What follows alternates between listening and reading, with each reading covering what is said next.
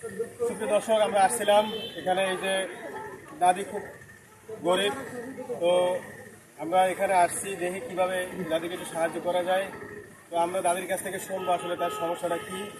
আমিও সহযোগিতা করতেছি, আপনারা আমার ভিডিওগুলো দেখে সবাই সহযোগিতা করবেন।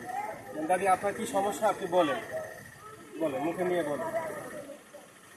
আমার সমস্যা, আমার একটা মেয়েটারে বিয়ে দিচ্ছি, মেয়েটার স্বামী অন্য জায়গায় বিয়ে গেছে, দুটো ছেলে তুই, তাই নিয়ে আমি এই মাঠে করে থাকি। এই সত্যের মধ্যে আমার আল্লাহ কোনো মতো আমার দিন নিয়ে যাচ্ছে, এইভাবে আমি আসছি মেয়েটারে।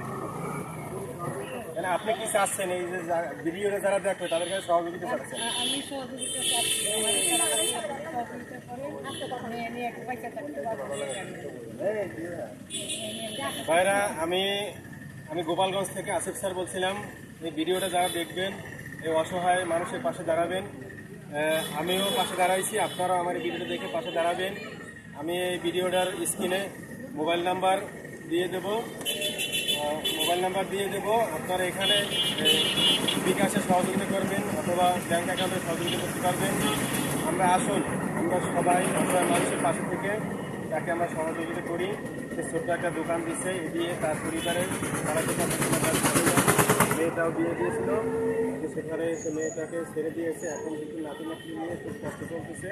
এই বয়সে তার থাকার কথা যত্ন সহকারে, কিন্তু সে এখন চা বিক্রি করতেছে। আমাদের খুব কষ্ট লাগলো, আমার দেখে কষ্ট লাগলো। আমিও পরীক্ষা হলে ডিউটি ছিলাম, ডিউটি থেকে বের হয়েই আমি এই ভিডিওটা বানালাম।